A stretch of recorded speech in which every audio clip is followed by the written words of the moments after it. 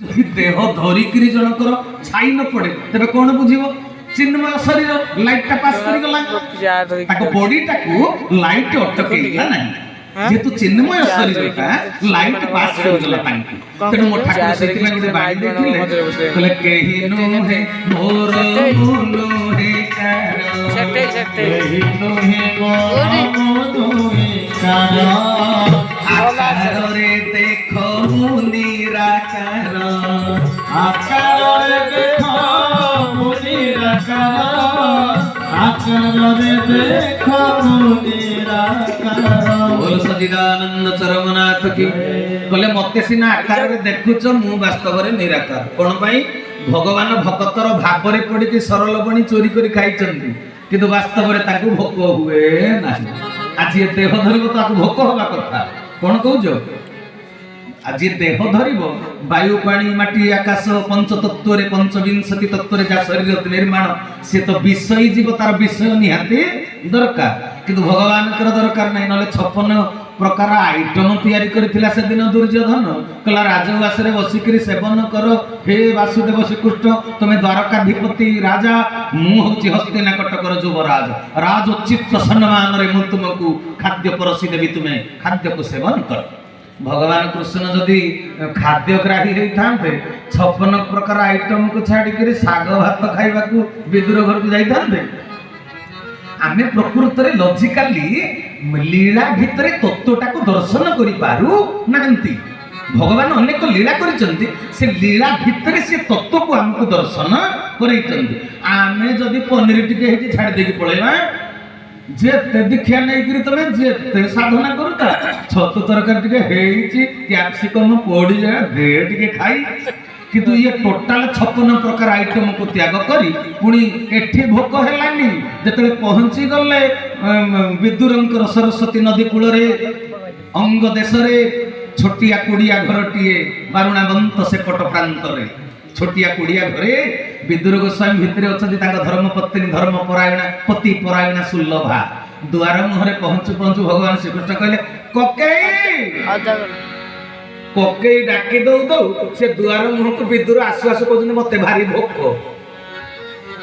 भगवान को भोक हुए जी अमृत को तैयारी कर देइचंती जे देवता माने अमृत पान करिचंती जे देवता मानकर भोक नाही कि शोष नाही आ जी अमृत को तैयारी कला वाला तार भोक अछि ना शोष अछि सेहिते पई सी आकार धारण करले भी निराकार हरि हरि बोल तबे सजन वृंद आमे भी सब जने जने अवतार जे जानि कि नहीं आज ये अवतारी आसी दसी अवतार उपनिषद ज्ञान कौन अहं ब्रह्मस्मि मु ब्रह्म अटे तबे सी परम ब्रह्म मु जीव ब्रह्म किंतु ब्रह्म भितरे अद्वैतवाद लुचिकिरी रही आमर किछि द्वैतता नाही अहं ब्रह्मस्मि कहले पुणी कहले तत्त्वमसि तत्त्वंगसि तुमे होच सीए मु होची सीए पुणी सीए होची मु बुझी पारछ ए कथा जेतरे भारतीय संस्कृति रे वेद उपनिषद उद्घोषण करूचंती आमे तो सब जणे जणे अवतार किंतु ए अवतार मानक द्वारा गोटे परिवार भी सुरखुर रे चली पारु ना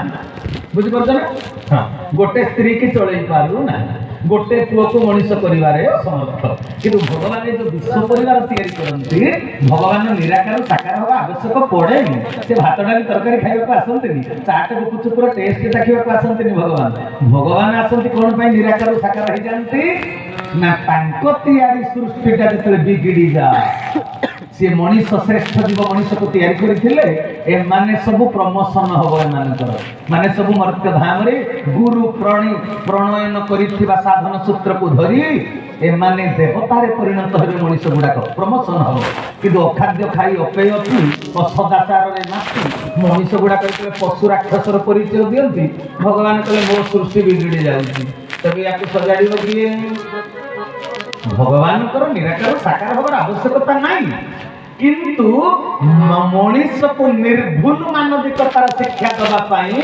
भगवान को व्यतीत आउ केही समर्थ नुहंती हरि हरि बोल जेते जोगी मुनि ऋषि माने आसंतु ज्ञानर वार्ता दबा पाई ବିଶୃଙ୍ଖଳିତ ମାନବ ସମାଜକୁ ଶୃଙ୍ଖଳିତ କରିବା ଲକ୍ଷ୍ୟରେ ଯେତେ ଧର୍ମଗୁରୁ ଯେତେ ଧର୍ମ ଶିକ୍ଷା ଦେଲେ ବି ବାଦ ବିସମ୍ବାଦ ରହେ। କହୁନା ଆଜି ପୃଥିବୀ ପୃଷ୍ଠରେ କେତେ ଧର୍ମ ସମ୍ପ୍ରଦାୟ, କିନ୍ତୁ ସମସ୍ତେ ନିଜକୁ ସ୍ୱତନ୍ତ୍ର ମନେ କରୁଛନ୍ତି ଯେ ନିଜ ସମ୍ପର୍କରେ ବଡ଼ ବଡ଼ କଥା କହୁଛନ୍ତି। ଆମେ କେବଳ ପୃଥିବୀରେ ଧର୍ମ ସଂସ୍ଥାପନ କରିପାରିବୁ, ଆଉ କାହା ଦ୍ୱାରା ହେଇପାରିବ ନାହିଁ। ତେବେ ବିଶ୍ୱପ୍ରେମ ଖଣ୍ଡନ ହେଇଗଲା। ଆମେ ଅନ୍ୟ ଜଣକୁ ନ୍ୟୁନ ମନେ କଲେ, ଆମେ ନିଜକୁ ବଡ଼ ମନେ କଲେ। ତେବେ ଏଥିରେ ତ ତୁମେ ସମସ୍ତଙ୍କୁ ସାମିଲ କରିପାରିବନି ସନାତନ ଧର୍ମରେ। ସମ୍ପ୍ରଦାୟରେ ନଡ଼ିଆ ଖଡ଼ିକା ଖଣ୍ଡେ ଯେଡ଼େ ଷ୍ଟ୍ରଙ୍ଗ ହେଲେ ବି ତାକୁ ଝାଡୁ ବୋଲି କୁହାଯିବ। ତେବେ ଝାଡୁ ଦ୍ୱାରା ଆବର୍ଜନା ସଫା ହବ ନା ଖଣ୍ଡେ ନଡ଼ିଆ ଖଡ଼ିକାରେ ଆବର୍ଜନା ସଫା ହବ? ଝାଡୁରେ। ତେଣୁ ଯେତେ ଧର୍ମାବଲମ୍ବୀ ଅଛନ୍ତି ସମସ୍ତଙ୍କ ଭିତରେ ଭାତୃତ୍ୱ ଭାବ ପ୍ରତିଷ୍ଠା ହେଲେ ଯାଇ, ଅର୍ଥାତ୍ ଭାତୃତ୍ୱ ଡୋରିରେ ସମସ୍ତେ ବାନ୍ଧି ହେଇଗଲେ ଯାଇ, ନଡ଼ିଆ ଖଡ଼ିକା ମେଞ୍ଚାଏ ଗୋଟେ ସୂତାରେ ବାନ୍ଧି ହେଲେ ଯାଇ ଝାଡୁର ପରିଚୟ ବହନ କରିବେ ଆଉ ଆବର୍ଜନାକୁ ସଫା କରିବେ। ଏ ପୃଥିବୀ କି ଆଜି ଅଜ୍ଞାନତାର ଜୋର ବ୍ୟାପିଛି। ଏ ପୃଥିବୀ କି ଆଜି ଭ୍ରଷ୍ଟାଚାର, ବ୍ୟଭିଚାର, ଲୁଣ୍ଠନ, ବଳାତ୍କାର, ଗଣଧର୍ଷଣ, ହିଂସା, ଈର୍ଷା, ରକ୍ତପାତ এইগুড়াক হচ্ছে পৃথিবী পৃষ্ঠরে ভাতৃত্ব নষ্ট করিবা বিশ্ব মানবিকতার পরিপন্থী স্বভাব। এগুড়াক হচ্ছে অলিয়া আর আবর্জনা। ইয়াকু সফা করিবাকু হেলে কোন করিয়াকু পড়িব? ଆମକୁ ଏକ ହେବାକୁ ପଡ଼ିବ। ତେବେ ସଜନ ବୃନ୍ଦ, ତେବେ ଯୋଗୀ ମୁନି ଋଷି ମାନେ ଯୋଉ ଆପ୍ତବାଣୀ ଦ୍ୱାରା ଜଗତକୁ ଉଦ୍ଧାରର ମାର୍ଗ ଦେଇଛନ୍ତି, ସେଥିରେ ସେ ନିଜର ଗୋଟେ ସ୍ୱତନ୍ତ୍ରତା ପ୍ରତିପାଦନ କରିଛନ୍ତି। ଆରେ ସାଗରରେ ଯଦି ଏକାକାର ହେଇଯିବ ଜଣା ପଡ଼ିବ ବୁଢ଼ାବଳଙ୍ଗ ନଈର ପାଣି କୋଉଟା, ମହାନଦୀର ପାଣି କୋଉଟା, ଚିତ୍ରକଳାର ପାଣି କୋଉଟା, ବିରୂପା ନଈର ପାଣି କୋଉଟା? ଯେତେବେଳେ ସାଗରରେ ପହଞ୍ଚିଯିବ ତମେ ଯେତେ ନିଜକୁ ବଳିଷ୍ଠ ମନେ କଲେ ବି ଆରେ ନଈ ମାନେ ତମ ନଈର ମଧୁର ଜଳ ଦ୍ୱାରା ସାଗରର ଲୁଣିଆ ପାଣିର ସ୍ୱାଦକୁ ପରିବର୍ତ୍ତନ କରିପାରିବ ନାହିଁ। ତେବେ ତମର ଧର୍ମ ଆଉ କର୍ମ, ତମର ସ୍ୱଭାବ, ପ୍ରକୃତି, ପ୍ରବୃତ୍ତି କଣ ହେବା କଥା ନା ଆମେ ସେଇ ସାଗରରେ ସାମିଲ ହେଇଯିବା, ଆମେ ନିଜର ସତ୍ତା ହରେଇ ବସିବା। ଆଜି ପୃଥିବୀ ପୃଷ୍ଠରେ ଯେତେ ଧର୍ମ ସମ୍ପ୍ରଦାୟ, ମୁଁ ସମସ୍ତଙ୍କୁ କମ୍ବୁକଣ୍ଠରେ ଆହ୍ୱାନ କରୁଛି, ମୋ ଗୁରୁ ଯେହେତୁ ମତେ ବିଶ୍ୱବ୍ୟାପକ ଶିକ୍ଷା ଦେଇଛନ୍ତି, ଧନରେ ତୁ କାହାକୁ ଅସମ୍ପୂର୍ଣ୍ଣ ମନେ କରିବୁନି, କାହାକୁ ନ୍ୟୁନ ମନେ କରିବୁନି। ତେବେ ତୁ ବାସ୍ତବ ସତ୍ୟ କଥାର ଉପସ୍ଥାପନ କରିବୁ। ତେଣୁ ସଜନ ବୃନ୍ଦ, ଯଦି ବା କିଏ କୋଉ ଧର୍ମ ସମ୍ପ୍ରଦାୟର ଅଭିମୁଖୀ ହେଇଥିବେ, ସମସ୍ତଙ୍କୁ ମୁଁ ଦୁଇ ହାତ ଖୋଲି ଭାତୃତ୍ୱ ସୂତ୍ରରେ ଆଲିଙ୍ଗନ କରିବା ପାଇଁ ଆହ୍ୱାନ କରୁଛି। ଆସ ଆମେ ସମସ୍ତେ ମିଳିମିଶି ପୃଥିବୀରେ ସତ୍ୟ ସନାତନ ଧର୍ମକୁ ସୁଦୃଢ଼ କରିବା, ତାର ପୁନଃ ଜାଗରଣ ପାଇଁ ଆମେ ସମସ୍ତେ ସୈନିକ ସାଜି ଚେଷ୍ଟିତ ହବା। ତେବେ ସାଧୁ ମଣ୍ଡଳୀ, ମୋ କହିବାର କଥାଟା ଏପର୍ଯ୍ୟନ୍ତ କାହିଁକି ଗଡ଼େଇ ଆଣିଲି ନା ପ୍ରକୃତରେ ଭଗବାନ ସାକାର ହୁଅନ୍ତି, ନିରାକାରରୁ ସାକାର ହୁଅନ୍ତି। ମୋ ବଗିଚାରେ ଗୋଟେ ଫୁଲ ଗଛଟେ ମନେକର ମୁଁ ଲଗେଇଥିଲି, ସେଟା ଛେଳି ଖାଇଗଲା କି ଉପୁଡ଼ି ଯିବାକୁ ବସିଲାଣି। ତେବେ ଦୁଃଖ କିଏ କରିବ? ମୁଁ ବେଶୀ ଦୁଃଖ କରିବି ନା ମୋ ପରିବାରର ଆଉ କିଏ ବେଶୀ ଦୁଃଖ କରିବ? ମତେ ବେଶୀ ଦୁଃଖ ଲାଗିବ ନା, ହଁ କି ନାହିଁ? କଣ ମାନସିକ ଭାଇ, ଗଛଟା ମୁଁ ଲଗେଇଛି ନା, ସେଇଥିପାଇଁ ମତେ ବେଶୀ ଦୁଃଖଟା ଲାଗିବ। ତେବେ ଆମେ ଭଗବାନଙ୍କ ସୃଷ୍ଟିରେ ସେ ବଗିଚାର ମାଳି, ଆମେ ସବୁ ଗୋଟିଏ ଗୋଟିଏ ବୃକ୍ଷ ନୁହେଁ କି? ଓଲଟ ବୃକ୍ଷେ ଖେଳୁଛି ଲୋଟଣି ପାରା, ଓଲଟ ବୃକ୍ଷେ ଖେଳୁଛି ଲୋଟଣି ପାରା, ଓଲଟ ବୃକ୍ଷେ ଖେଳୁଛି ଅଠା କାଠି ପଞ୍ଜୁରୀରେ, ଅଠା କାଠି ପଞ୍ଜୁରୀରେ ନଦୀରେ ଧରା, ଓଲଟ ବୃକ୍ଷେ ଖେଳୁଛି ଲୋଟଣି ପାରା, ଓଲଟ ବୃକ୍ଷେ ଖେଳୁଛି। ବୋଲ ସଚ୍ଚିଦାନନ୍ଦ ଚରମନାଥ। ତେବେ ସାଧୁ ମଣ୍ଡଳୀ, ଆମେ ସବୁ ଗୋଟିଏ ଓଲଟ ବୃକ୍ଷ। ଇଏ ତତ୍ତ୍ୱଜ୍ଞାନର କଥା କିନ୍ତୁ ମାନସ ଭାଇ କହିବେ, ମୁଁ ଆଉ ସିଆଡ଼କୁ ଯିବିନି, ମତେ ସେ ସମୟ ନାହିଁ। ହଁ, ଆମେ ମାନସ ଭାଇକୁ ଶିଖିଗଲେ ବି ଆମେ କହିପାରିବାନି କି? ଯଦି କେବେ ଶିଖେଇଦେବେ କହିବି ଆଉ। ହଉ, ତେବେ ଯାହା ହଉ, କହିବାର ତାତ୍ପର୍ଯ୍ୟ ହେଲା ଆମେ ସବୁ ଗୋଟିଏ ଗୋଟିଏ ଓଲଟ ବୃକ୍ଷ। ତେବେ ତେବେ ଓଲଟ ବୃକ୍ଷର ରୋପଣକାରୀ କିଏ? ପରମାତ୍ମା ଭଗବାନ।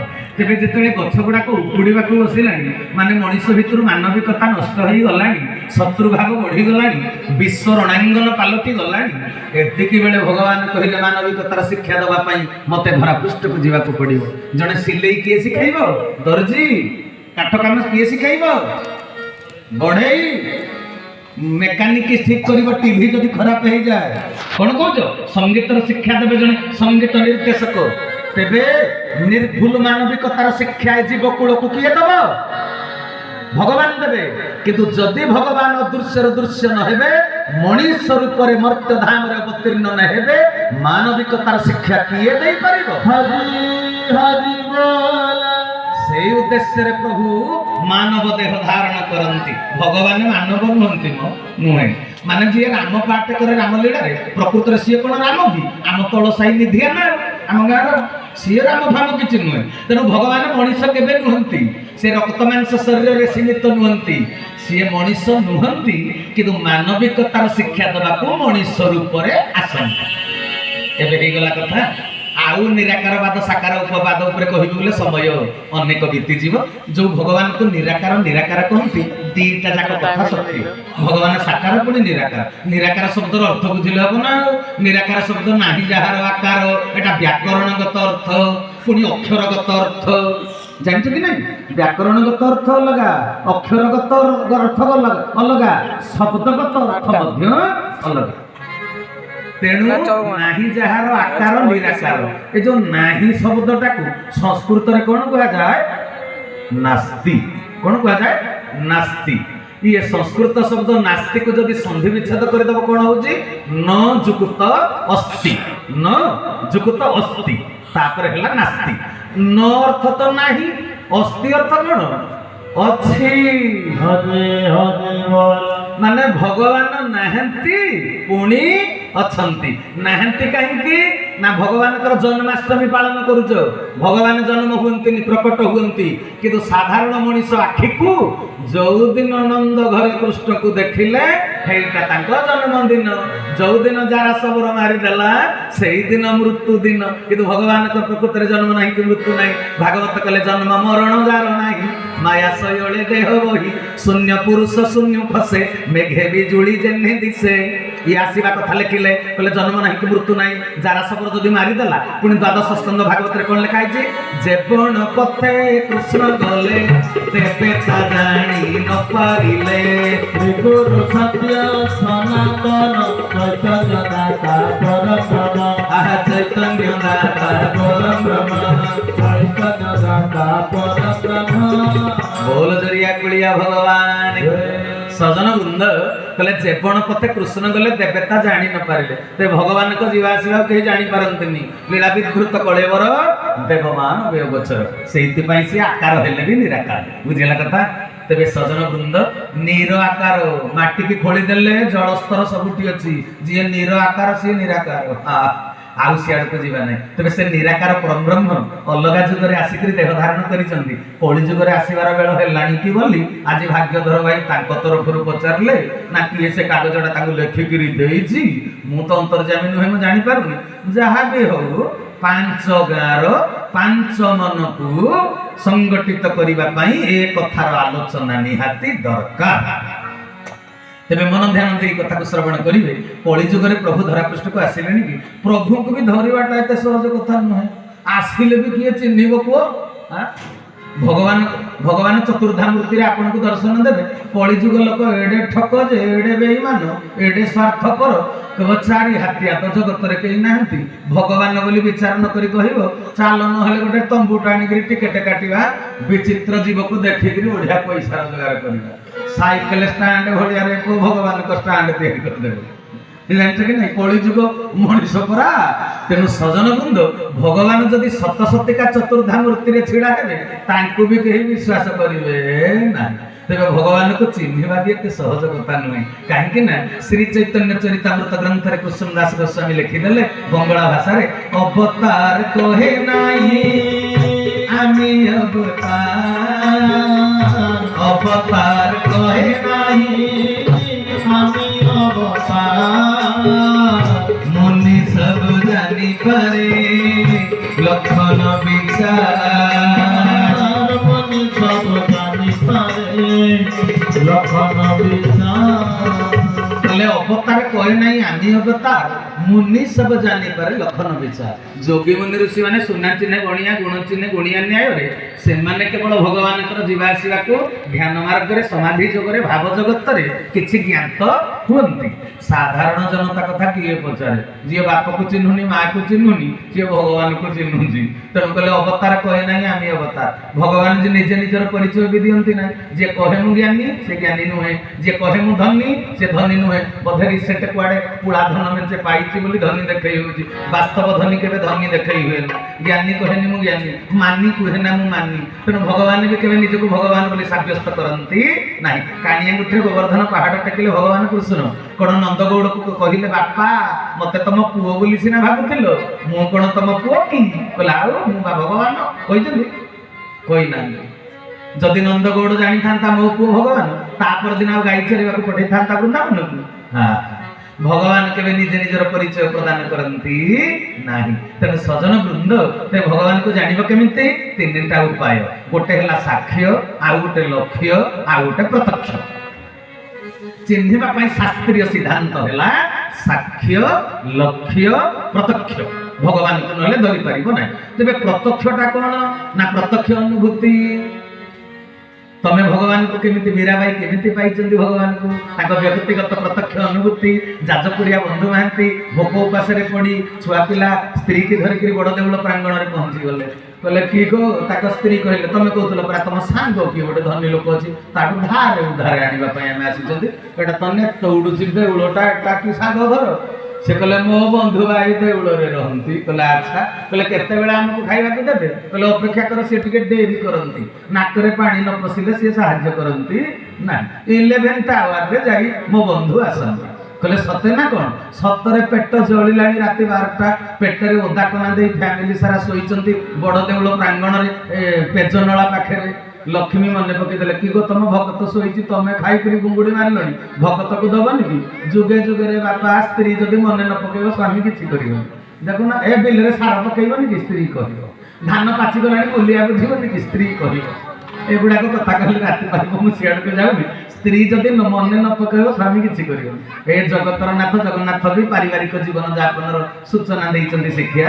ତେଣୁ ଲକ୍ଷ୍ମୀ ମନେ ପକେଇଦେଲେ କି ହଉ ତମ ବନ୍ଧୁ ଆସିକରି ଯାଜପୁରରୁ ବଡ ଦେଉଳରେ ତମେ ଶୋଇଛ, ତାକୁ ଖାଇବାକୁ ଦବନି କି? ତାକୁ ଭୋକ ଲାଗୁଛି।